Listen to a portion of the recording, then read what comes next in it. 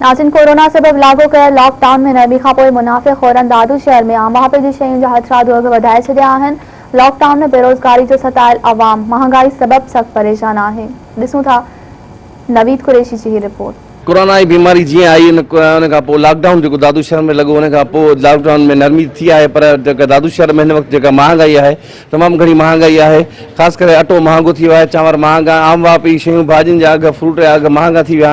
इतना जो गरीब शहरी गरीब मानू सख्त परेशान दाऊ कर रहा है। इन डिप्टी कमिश्नर दादू या वज़ीर आला सिंध या वज़ीर आज़म पाकिस्तान के घुर्जे तो फौरी तौर पर महंगाई के खत्म किया वे या महंगाई घट कई वे, जी गरीब मिसकिन मानू कुछ खाई पी सकन। अचो इतना मानू पुछा कि छा था चवन। लॉकडाउन खत्म करण खां पोइ सुदत ई मां ॾिठो आहे त महांगाई जेका आहे उहा इज़ाफ़ी थी वई। हर शइ खंड अटो माना सब्जियूं ऐं सभु शइ महांगाई थी वई।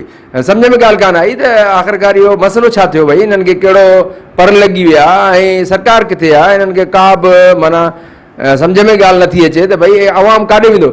अॻे हिकिड़ो ट्रेंड हूंदो हो त पेट्रोल घटि थींदो त ऑटोमेटिक सभु शयूं घटि थी वेंदियूं ऐं सभु चवंदा यार पेट्रोल घटि थियो आहे सभु। हाणे पेट्रोल घटि थी वियो आहे त का बि शइ घटि कोन थी आहे। उहो साॻियो खंड अटो चांवर महांगा ऐं अञा बि महांगा। वॾी ॻाल्हि इहा आहे त जेके पहिरियां अञा लॉकडाउन हुयो, शहर बंदि हुआ, ट्रैफिक बंदि हुई, अच वञु बंदि हुई त सस्ताई लॻी पई। लॉकडाउन खुलियो आहे त वरी महांगाई थी वई आहे। हाणे इन ते केरु कंट्रोल कंदो, मूंखे सम्झ में ॻाल्हि नथी अचे। हथरादू जेका महांगाई कई वई आहे असां हुनजी मज़म्मत कयूं था ऐं ज़िला इंतज़ामिया जो कमु हूंदो आहे त इन शयुनि ते नोटिस वञण पर निहायती अफ़सोस सां चवणो पए त DC दादू जेको आहे उहो हिन लॉकडाउन जी हालत में बि असां किथे नज़र न आयो आहे। हेॾो वॾो जेको आहे मसइलो आहे, हर शइ महांगी थी वई आहे। सब्ज़ी महांगी, भाॼियूं महांगियूं, गोश्त महांगो। हाणे त बदकिस्मती खे पेट्रोल सस्तो थियो आहे जेको मिलण लाइ तयारु कोन्हे। असां गुज़ारिश कयूं था चीफ जस्टिस ऑफ पाकिस्तान खे उहो नोटिस वठे या वज़ीर आला सिंध खे रिक्वेस्ट कयूं था महिरबानी करे तव्हां अहिड़ा हुकुम कयो। गरीब जेका आहिनि वीचारा खाइण लाइ परेशान आहिनि, महांगाई तमामु उरुज ते चढ़ी वई आहे। इहा हथराद जी हलां पई आहे जंहिंमें ज़िले इंतज़ामिया मुलस आहे।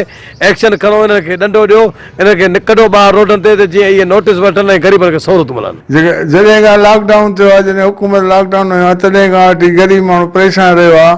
तव्हांखे खाइण पीअण जी शयूं टमाटा थिया, पटाटा थिया, बसर थिया ऐं खीर पीअण वारो खीर, दवाऊं थियूं, जेके खाइण जो अटो थियो, चांवर थिया, गिहु थियो, खाइण वारो गिहु, तेल ऐं खंड, हर शइ महांगी थी आहे। ग़रीब माण्हू जे वठण खां ॿाहिरि थी आहे। हिकिड़ो लॉकडाउन जेके ग़रीब माण्हू जेको आहे दिल्ली जो माण्हू बेरोज़गार थिया।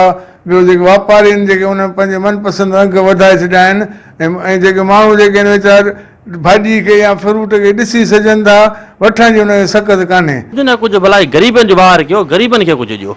वफ़ाक़ हुजे चाहे सिंध गवर्नमेंट हुजे, असां ॿिन्हिनि खे अपील था कयूं त महिरबानी कयो ग़रीबनि खे ॾियो। जेके ॿ वक़्तु वीचारा मानी खाइण लाइ हलाक आहिनि, उहे वीचारा हीअं लॉकडाउन में कमाए नथा सघनि त उहो आख़िर काॾे वञनि।